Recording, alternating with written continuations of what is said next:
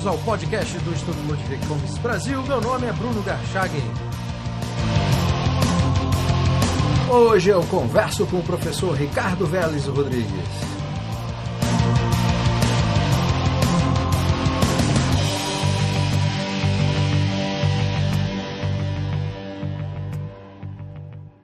Seja muito bem-vindo, professor. Obrigado, Bruno. Muito bem-vindo você, que me teve a delicadeza de me procurar. Professor, o senhor tem uma longa e ativa experiência como professor e também estudioso do pensamento político brasileiro. Neste momento, está havendo um grande interesse aqui no Brasil pelas ideias da liberdade em vários pontos do país, com uma grande e espontânea articulação, inclusive dentro de universidades federais, além de criação de grupos de estudos, etc. Qual a impressão do senhor, professor, sobre o momento atual das ideias da liberdade no Brasil, na comparação com um passado não tão distante, mais propriamente num período de ebulição do liberalismo brasileiro na década de 80, quando houve a criação de vários institutos liberais no país? Olha, Bruno, eu acho interessante isso que está acontecendo hoje, porque é uma tentativa de colocar em pauta a liberdade que sofre ameaça real. Quer dizer, sempre houve, de parte do Estado patrimonial, uma espécie de birra com a liberdade. E o surgimento dos institutos liberais ao longo dos anos 80, dos centros de estudos liberais, correspondeu a essa preocupação dos intelectuais. Mas hoje a coisa é muito mais radical, muito mais forte, esse sentimento de ameaça às nossas liberdades básicas. E eu enxergo nesta juventude, que como você e os teus alunos colocam em pauta isso e pipoca por todos os cantos do país, uma preocupação da nova geração em torno a uma liberdade seriamente ameaçada e colocada em risco. Então eu considero que é muito mais existencial essa preocupação contemporânea, de muito maior valor, diríamos, em termos de que esta juventude que está aí está defendendo algo que vê que está perdendo. Agora, professor, o que mudou no ambiente cultural, digamos assim, brasileiro, e que resulta numa preocupação política, dos anos 80 para cá? O que o senhor vê em termos de mudança de mentalidade ou cultural, enfim? Sim, eu acho duas coisas, Bruno. Primeiro, a tentativa de consolidação da vida democrática no Brasil. Nós, nos anos 80 e 70, ainda estávamos embalados da ideia de que a democracia e a liberdade viriam como uma espécie de trem-bala, não?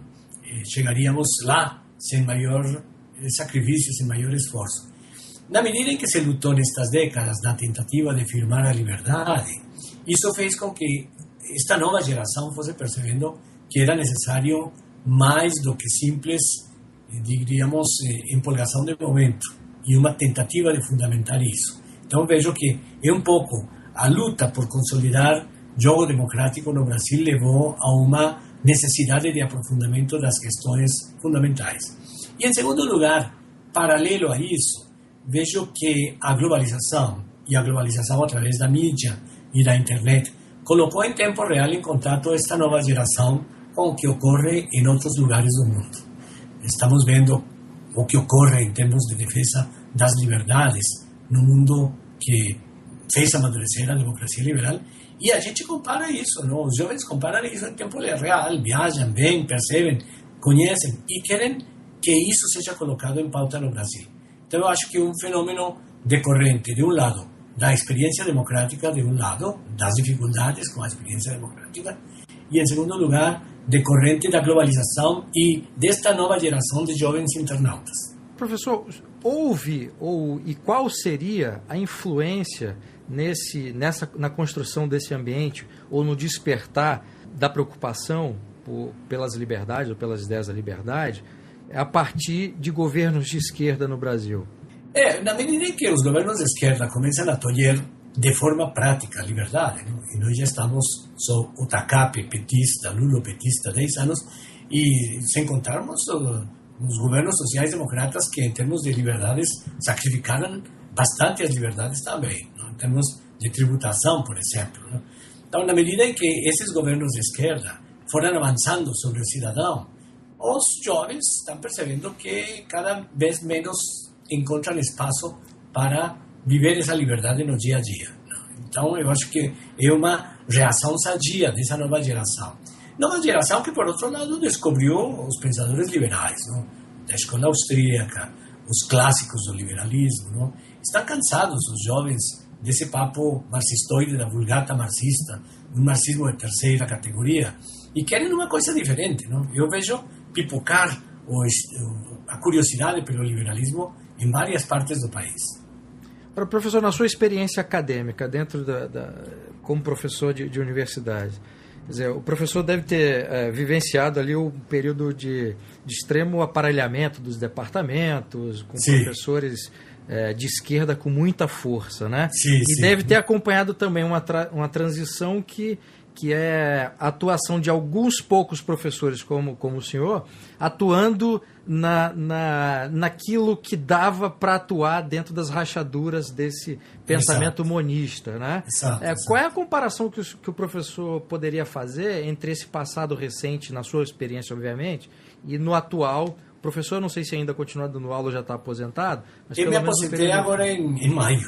Então o professor ainda conseguiu acompanhar essa transição. O professor consegue ter um quadro claro ou já na aposentadoria estava do mesmo jeito quando o professor, num passado recente, ainda estava em atuação? Houve alguma mudança? Do ponto de vista do professorado nas universidades, sobretudo as federais, o negócio é desolador. Há uma grande aparelhamento lulopetista e toda a esquerda, todas as faunas esquerdistas tomaram conta do pedaço. Os liberais são bicho raro. E bicho raro que é xingado, não é chamado filho daquela senhora e tal coisa.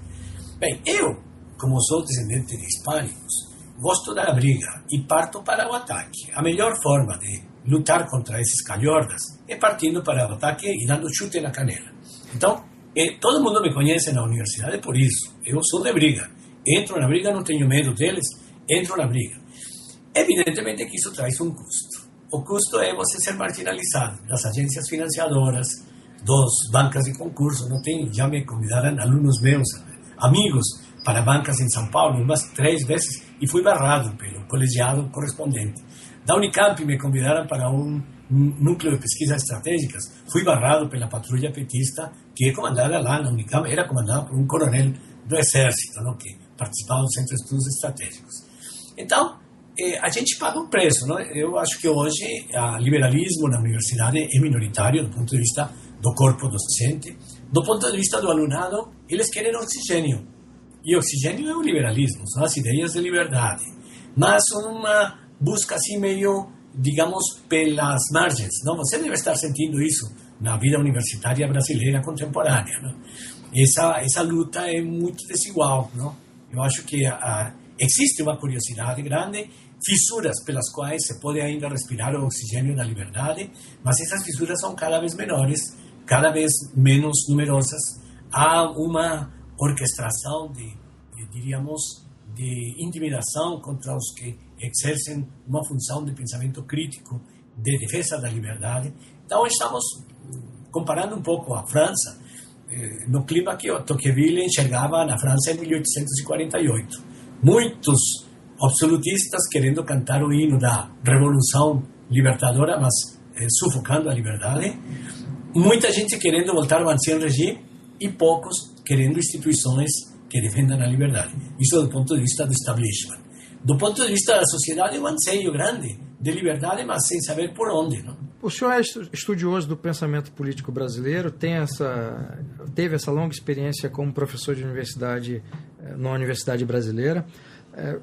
O professor chegou a estudar, nesse período, a questão do aparelhamento, da inserção de intelectuais de esquerda no corpo docente das universidades. Quer dizer, minha pergunta seria, quando é que começa esse processo e como é que isso foi feito dentro das universidades? Olha, Bruno, eu cada dia estou mais convencido de que isso não aconteceu ao acaso. Aconteceu planejadamente.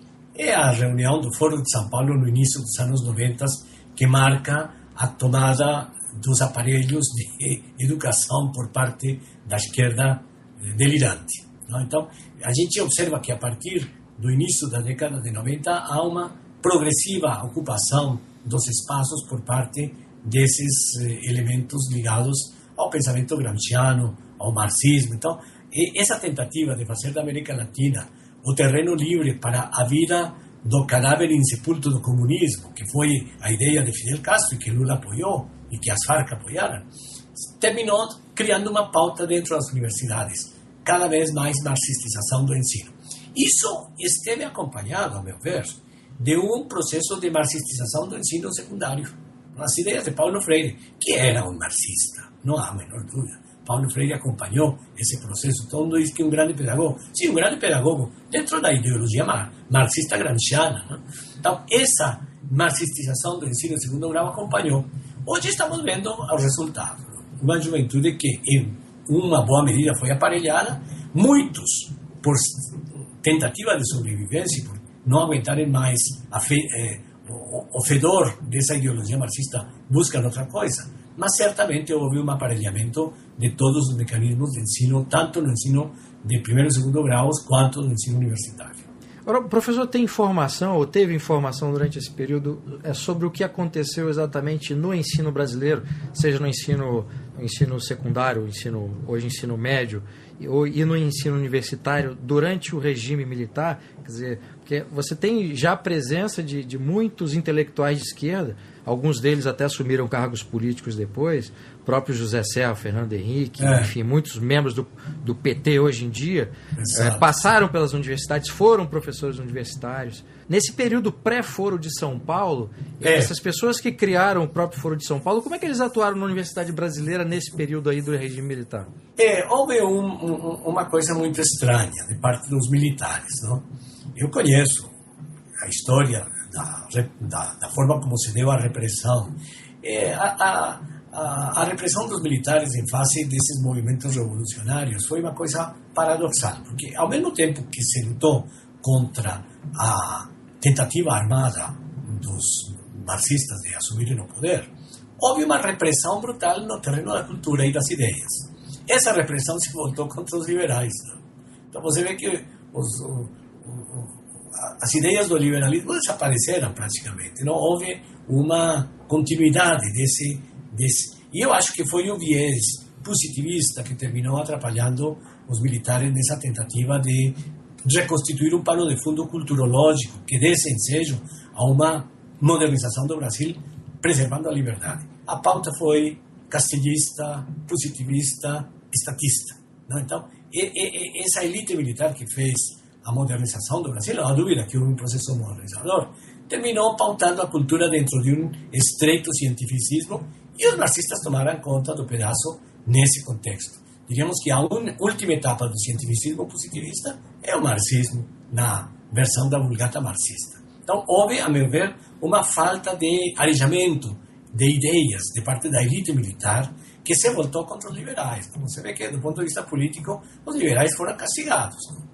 Homens como Carlos Lacerda terminaram sendo colocados à margem do processo. Não? E esse espaço foi ocupado, paradoxalmente, pelos que voltavam do exílio. Não? Esses esquerdistas que terminaram fazendo méritos no exterior. Eu me lembro que na época em que eu fazia o meu doutorado em filosofia, lá pelos idos de 79, 80, eu me lembro que eu estava muito apertado financeiramente. E eu pensei, é inacreditável que a elite militar não financie, não dê um apoio para o estudo do pensamento brasileiro, que é uma coisa que se contrapõe hoje a essa tentativa de aparelhamento marxista. E cheguei a escrever uma carta do punho e letra para o general Figueiredo, dizendo, general, eu sou uma pessoa interessada em estudar o pensamento brasileiro, não sou marxista, saí das entranhas do marxismo, me libertei disso e quero hoje fazer um estudo aprofundado do pensamento político brasileiro. Me ajude. Nunca tive resposta. E evidentemente, as bolsas terminaram sendo catalisadas pela esquerda tupiniquim.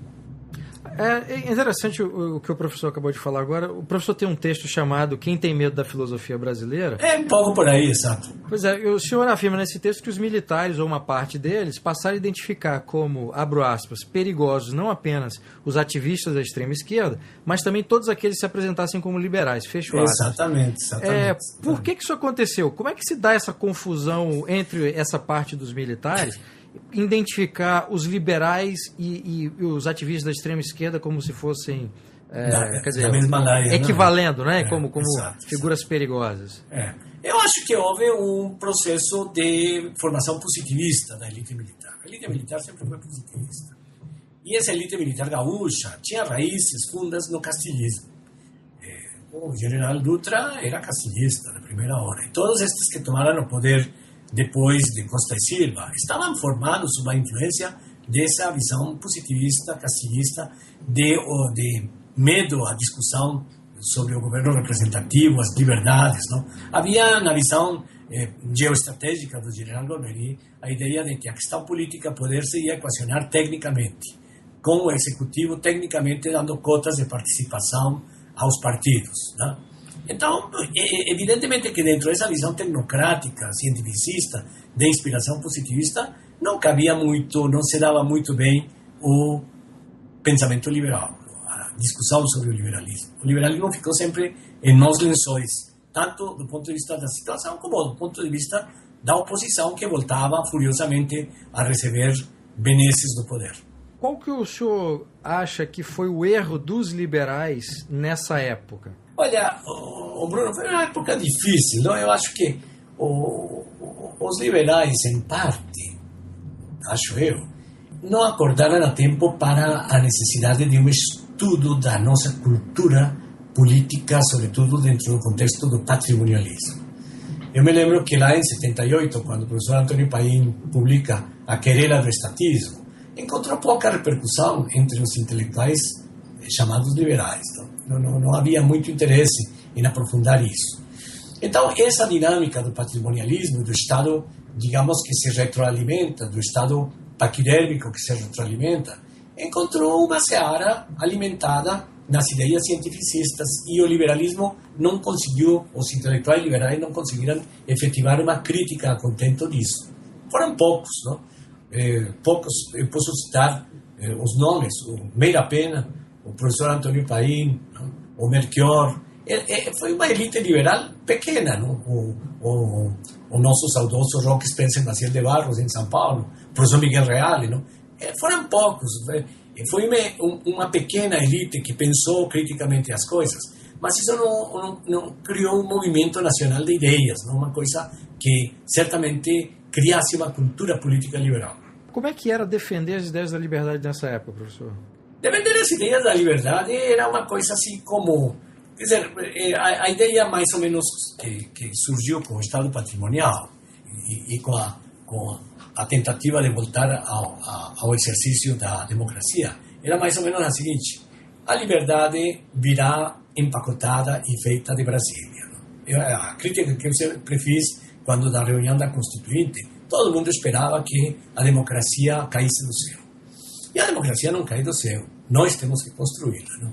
Então, tem esse empenho de construir as coisas de baixo para cima, o que Tocqueville chamava construir o homem político, não se desenvolveu. A sociedade brasileira quis carnavalescamente encontrar o acesso à liberdade e aos institutos democráticos sem maior esforço. Não? Então, o grande problema, a meu ver, foi esse. Não? Houve certamente as pessoas que se interessaram em debater como deveria ser a representação, como deveria ser aperfeiçoada a representação, como deveriam ser os institutos que defendessem praticamente a liberdade. Foram poucas. Não? E talvez, não sei se o professor, gostaria de ouvir a opinião do professor sobre isso, quer dizer, pegando até o que pensava, o que defendeu Tocqueville, principalmente quando ele escreve sobre o panorama que ele viu na América, né, com a democracia na América, e ele faz um grande elogio da forma como a sociedade, como os indivíduos se comportavam dentro das suas comunidades nos Estados Unidos, e que se permite uma relação diferente do poder na comparação com o que sempre tivemos no Brasil. Né? Exatamente. Que no Brasil se constrói uma história em que essa relação com o poder centralizado sempre foi muito mais próxima né? Claro. O que explica muita coisa. É interessante até que na época aqui do Império Brasileiro, o próprio poder centralizado do imperador permitia algumas liberdades em alguns lugares do país, onde aquela oligarquia local, ela oprimia a sua sociedade, né? Exatamente. Que é o contrário do que tinha nos Estados Unidos, uma desconfiança com relação ao poder, ao poder central, ao poder central, né? Exatamente. O imperador, o poder moderador foi um espaço que garantiu liberdade, mas ele tinha tacape e borduna para golpear quem não se afinasse com ele, né? Pois é, professor, como é que se faz para defender publicamente e convencer as pessoas que estão mergulhadas nesse tipo de mentalidade que a liberdade é melhor do que a centralização, que você ter a sociedade civil se movimentando sem depender do governo é melhor do que essa dependência? Como é que se faz isso com toda essa história de construção cultural que nós tivemos desde o início? É difícil, não? É difícil. Eu acho que hoje a coisa, eu apresento pelo menos aos meus alunos a coisa de outro ângulo. Todos moramos no município, todos moramos em algum bairro, não? Então, como é a nossa vida politicamente organizada em escala municipal? Inexiste. Então eu digo, vamos conquistar de novo, vamos começar a construir de baixo para cima, como dizia Tocqueville. Vamos nos preocupar por organizar a representação de baixo para cima. O primeiro obstáculo que a gente encontra é o condomínio onde a gente mora. Não? Se você tiver a desgraça de ser síndico de prédio, vai observar que ninguém quer aquilo, é uma abacaxi. Por quê? Porque você, como síndico, reúne a assembleia 7 horas em primeira convocação, 7:30 em segunda, com o número que houver. E baixa uma taxa nova para conserto do elevador, por exemplo. Aparecem 4 gatos pingados e ninguém quer pagar depois. Porque, não, eu não fui consultado. Então, nós não temos, e era o que Oliveira Viana dizia da síndrome brasileira. Ele dizia, o brasileiro tem um individualismo insolidário, ao passo que o americano tem um individualismo solidário. Não? O nosso individualismo é insolidário, não? Profundamente, cruelmente insolidário. Então, lutar contra esse individualismo, essa é a grande questão. E talvez quando colocamos a coisa em termos de construir a democracia de baixo para cima, o César Maia, agora nas últimas eleições, dizia uma coisa que eu acho que ele tem razão. Vamos conquistar a liberdade no município. Vamos eleger vereador para lutar pela liberdade no município. No momento em que a gente conseguir uma mudança de perfil na forma de eleger vereadores, por exemplo, adotando o voto distrital, a gente vai começar a ver que a coisa é diferente. Então, eu acredito que hoje esse gigantismo do Estado, que aparece como um grande Batman que nos persegue, pode ser reduzido a condições palpáveis se o colocarmos na discussão municipalista. Eu acho que o bom das jornadas de junho foi que talvez despertou um pouco na sociedade a ideia de que deveriam ser cobrados os políticos não apenas em Brasília, mas no município onde as pessoas vivem. Não? Eu acho que a coisa deve ser colocada nesses termos. Não? É um trabalho de formiguinha, é um trabalho que vai levar décadas, mas certamente começando pelo município talvez tenhamos melhor sucesso. Agora, pegando essas manifestações que houve essa cobrança de prefeitos e governadores, o problema é que ela foi também motivada por questões erradas. Né? E aí eu fico com medo também de que a imagem pública dessas manifestações elas acabem legitimando uma ideia antiga, né?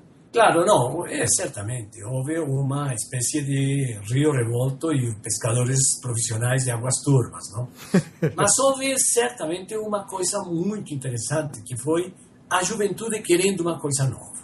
E querendo uma coisa nova que respondesse, e que nunca, aqui e agora, às necessidades das pessoas, dos cidadãos. E cobraram isso das câmaras de vereadores. Evidentemente que entraram aí os anjinhos de Gilberto Carvalho, do Rasputin do Planalto, não?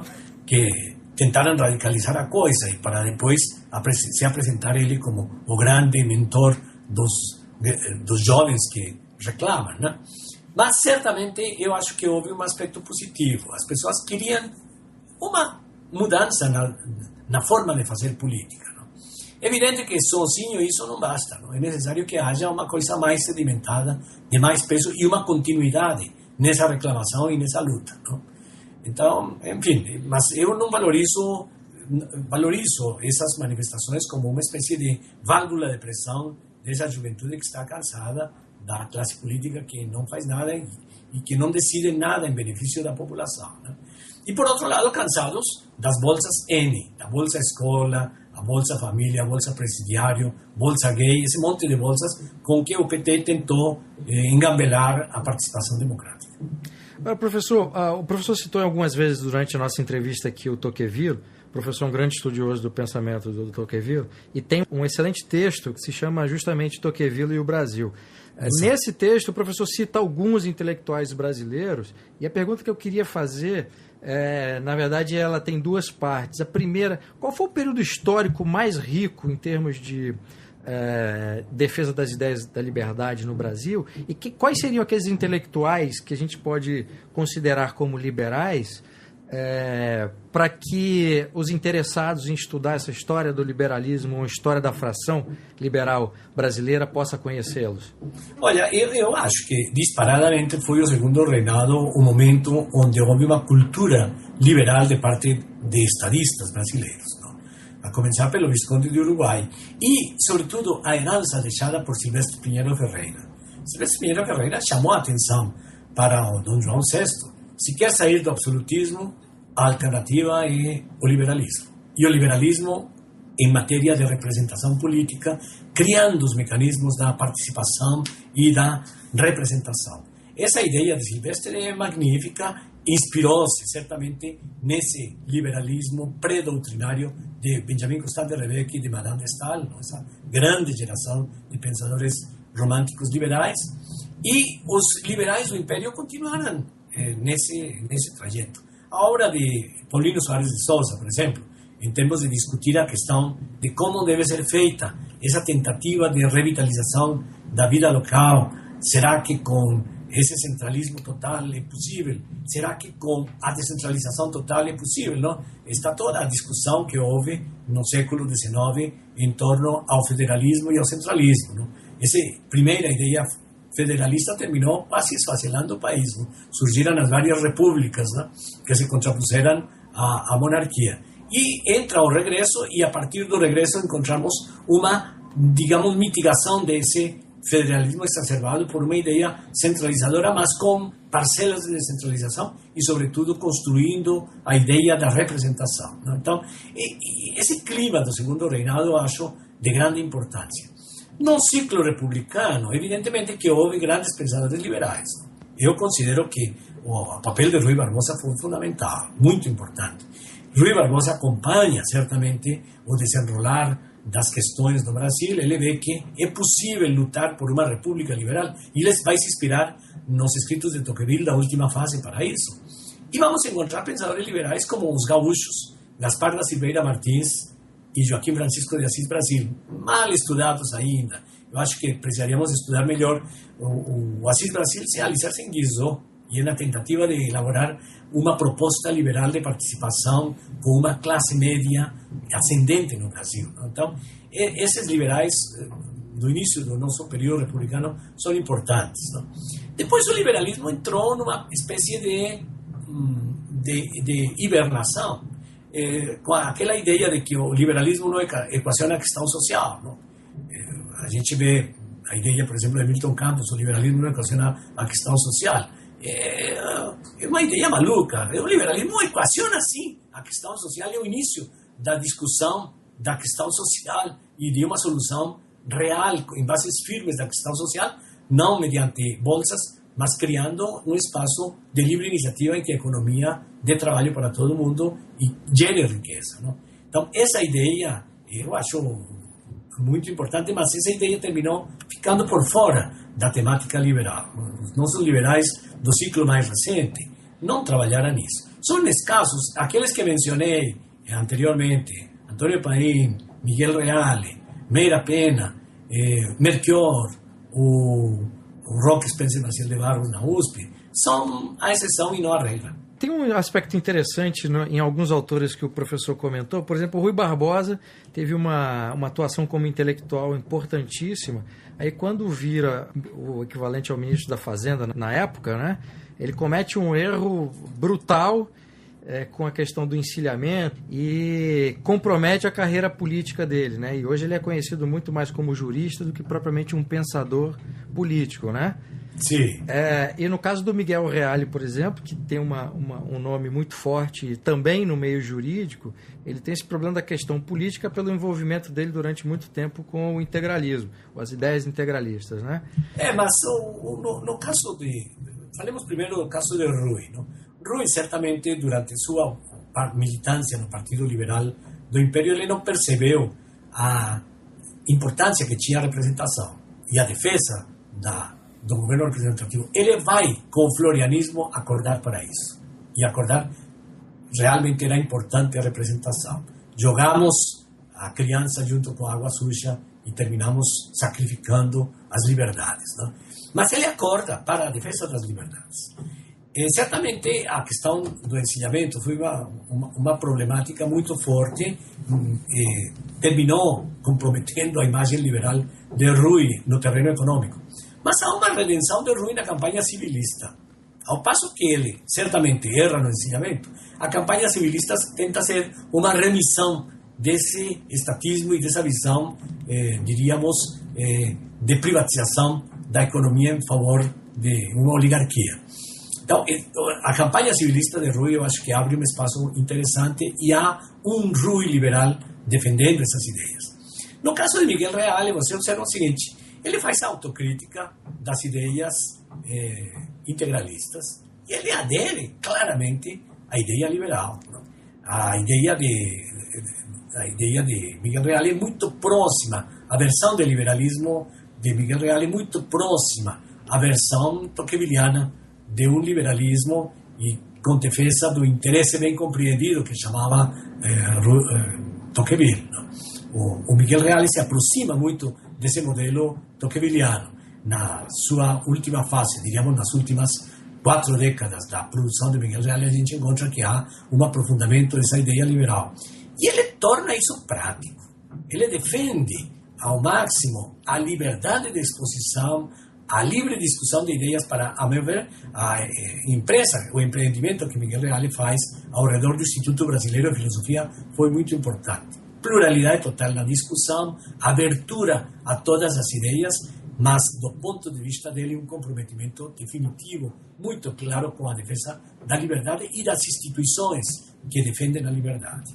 Então, certamente é um liberal à maneira tocqueviliana, o Miguel Reale da última fase. Perfeito. Bom, eu só queria esclarecer na minha pergunta, que eu acho que acabou não ficando claro, que eu não tenho nenhum problema com relação a essa conversão, digamos assim, do Miguel Reale. A minha questão era mais de como é que fica a imagem perante aqueles críticos ou ignorantes das ideias de liberdade, quando você apresenta 2 autores que tiveram esse tipo de coisa, né? Bruno, você sabe o seguinte, os críticos do liberalismo, você vê que houve 2 pessoas que passaram pelo integralismo e que desaguaram. Uma no liberalismo tocqueviliano, que foi Miguel Reale. Outra no socialismo tipo teologia da libertação, que foi Dom Helder Câmara. Nunca ninguém desses críticos do liberalismo questionou a militância de Dom Helder Câmara no integralismo, não? Mas todo mundo questiona a antiga militância como jovem no integralismo de Miguel Reale. Exatamente. Culturalmente a esquerda conseguiu conquistar o monopólio da virtude de forma muito eficiente, né, professor?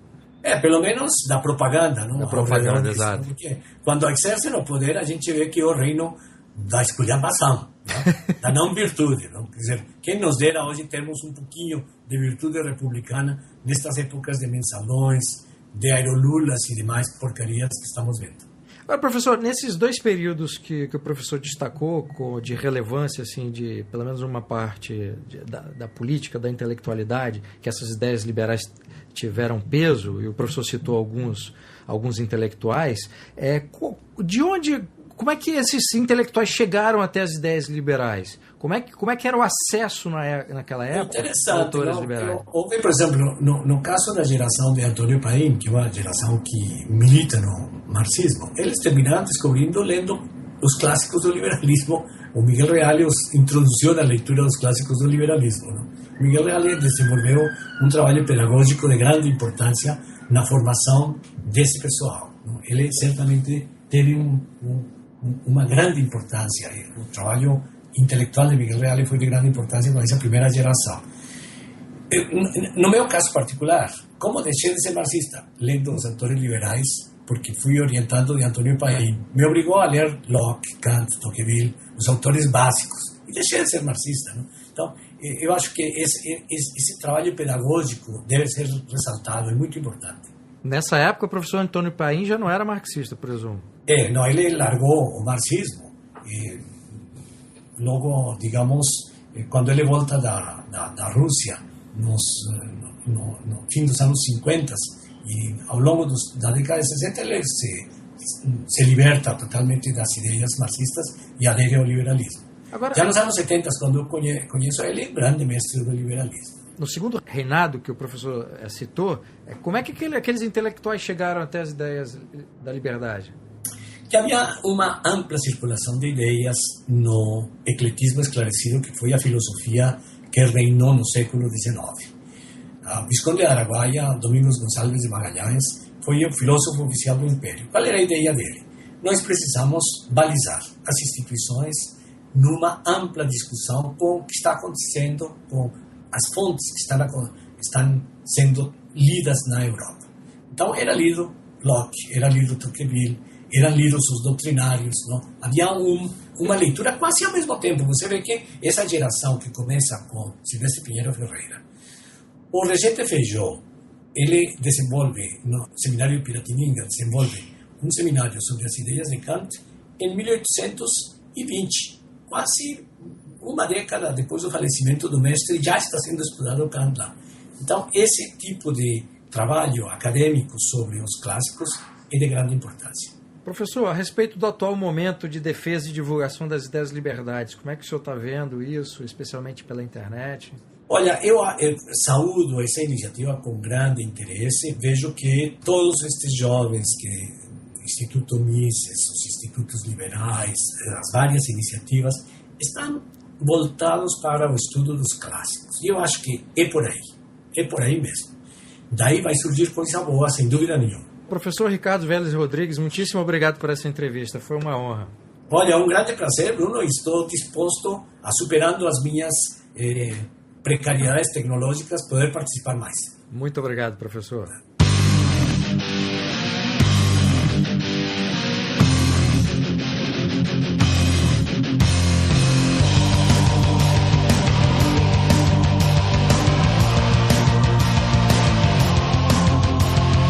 Este foi o podcast do Instituto Ludwig von Mises Brasil. Meu nome é Bruno Garchagen.